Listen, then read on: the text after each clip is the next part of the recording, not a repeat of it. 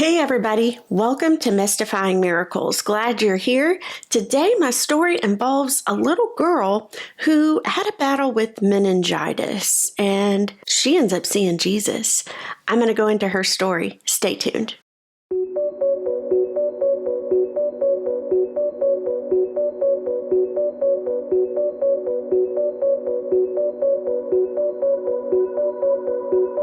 It was the early 1960s in Tulsa, Oklahoma, when a little 4-year-old girl by the name of Teri Mullis had been in the hospital for some time, and she was in there for a battle with meningitis. At that same time, there were about 6 to 7 other kiddos in Hillcrest Hospital who had the same exact diagnosis.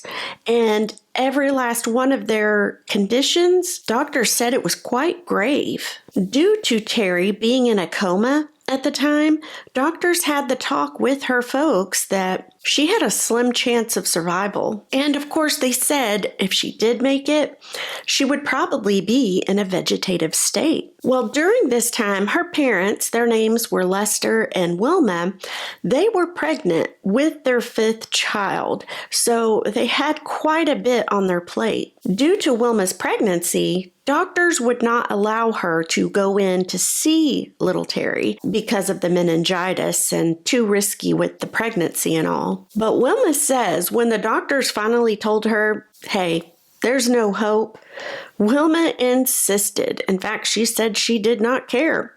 She was going to see her daughter. And of course, during this tough time in the whole family's lives, they were a praying family, so they always had the prayers going. The day Wilma saw Teri, she puts on the gown and the mask, all the precautions, and she steps into Teri's isolation room. And as she walks in, Teri is just sitting up in her bed, bright-eyed, and she's tapping her little foot. And she's singing, "Jesus loves me. This I know." When Wilma sees and hears this, it just overjoys her, and she remembers just tears forming in both eyes. She also says Teri's face, it was lit up, like glowing, radiant, almost so much so that it seemed as if it was lighting up the whole room. As soon as Teri sees her, she stops singing and she says, "Mommy, take that thing off." And she was referencing to the mask. Wilma replies to her, "Teri, I can't do that. The doctors, say I have to be safe and wear it." Teri replies, "I want to see if your smile looks like Jesus' smile." That reply shocked Wilma to the core. She was just like, what? She didn't understand. I guess it was almost like in a state of awe as well. She began to have questions for Teri, so she's chatting with her, and then she asks her, "Teri, did you see Jesus?" And Teri replied, "Yes. He came into my room and he put his hand on my head. And then he said, 'I'm healing you. You can go home and play with your sisters now. You will never be sick like this again.'" After that, Teri went right into the description, telling her mom what Jesus was wearing and what it looked like. I wish that the story would have gone into more detail about that, but that's all it said. Turns out, little Teri, she did survive. She overcame all odds. And, of course, she was indeed healed. When doctors ran tests, checked her out, they said there was no sign of permanent damage. In fact, there was no sign of her even, left to make it look like she had meningitis. Now, it was unfortunate for all the other children that were in that same hospital at the time with that diagnosis. They all did end up passing away. Teri's doctor also had a conversation with Wilma and Lester just to let them know that, look, this wasn't by anything that we did here in the hospital. All the children that had that same diagnosis got the exact same treatment. Nothing was different.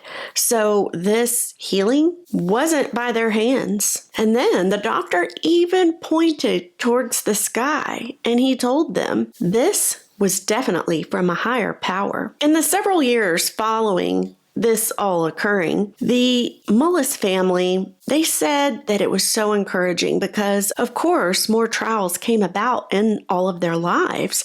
But they all say that they looked back on this situation when little Teri was healed, and it gave them hope. It gave them joy, and they said it even increased their faith. So what an incredible story. It just goes to show another one in the books there that we've talked about. And, you just never lose hope, because there's always hope. Even when there's everyone else telling you, no, there's not. You've got no chance. Not true. Not true. Jesus can change things in a moment. So, yeah, just another reminder from a beautiful story. I hope this blessed you. I hope you enjoyed it. And I hope you have an incredible week, guys. Thank you for watching, and I'll see you for the next one.